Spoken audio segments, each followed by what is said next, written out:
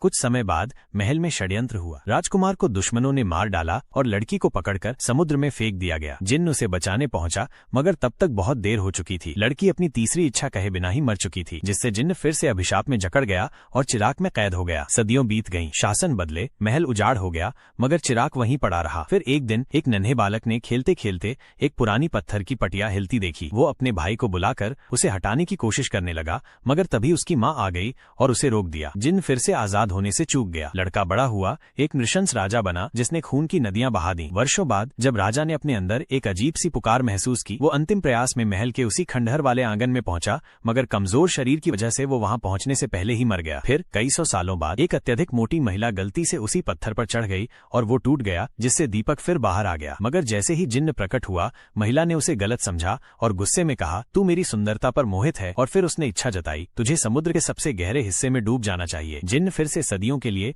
समंदर की गहराइयों में खो गया। सैकड़ों साल बाद एक मछुआरी लड़की ने एक विशाल मछली पकड़ी। जब उसने उसकी पेट चीरकर खोली तो वहां चमकता हुआ चिराग निकला। वो उसे साफ करने लगी, मगर जैसे ही उसने उसे घिसा, एक गहरे बैंगनी रंग की धुआं उठा और जिन्न फिर से आजाद हो गया। इस बार वो तुरंत इच्छाएं मांगने लगा, मगर लड़की ने इनकार कर दिया। वो वैज्ञानिक खोजों में रुचि रखती थी और उसने जिन्न को अपने बनाए आविष्कार दिखाने शुरू किए। जिन्न भी आश्चर्यचकित रह गया कि जादू से इतर भी इतनी अद्भुत चीजें हो सकती हैं। पहली इच्छा के रूप में लड़की ने कहा, मुझे असीमित ज्ञान चाहिए। जिन्न ने सारी किताबों को मिलाकर एक जादुई औषधि तैयार की। लड़की ने जैसे ही इसे